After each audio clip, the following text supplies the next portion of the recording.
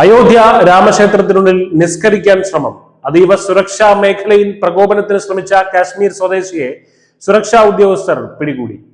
ക്ഷേത്ര സമുച്ചയത്തിനുള്ളിലെ സീതാ റസോയി ഭാഗത്ത് ഇരുന്ന് നിസ്കരിക്കാൻ തുനിഞ്ഞ കാശ്മീർ ഷോപ്പിയാൻ സ്വദേശി അഹമ്മദ് ഷെയ്ഖാണ് പിടിയിലായത്. വെള്ളിയാഴ്ചയായിരുന്നു സംഭവം. ഇയാളുടെ നീക്കങ്ങൾ ശ്രദ്ധയിൽപ്പെട്ട ഉടൻ തന്നെ സുരക്ഷാ സേന ഇടപെടുകയും ഇയാളെ തടഞ്ഞ് കസ്റ്റഡിയിലെടുക്കുകയുമായിരുന്നു.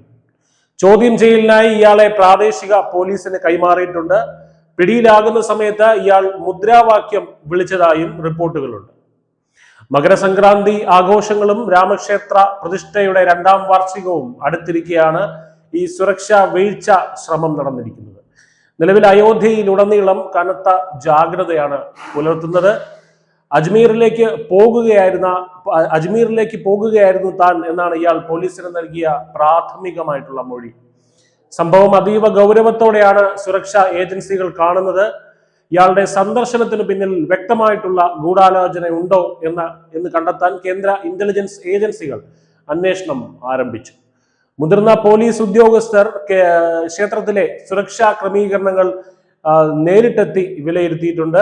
ഭക്തരുടെ തിരക്കേറുന്ന സാഹചര്യത്തിൽ അയോധ്യയിൽ സുരക്ഷാ വലയം കൂടുതൽ ശക്തമാക്കുകയാണ് അധികൃതർ. News desk news India Malayalam.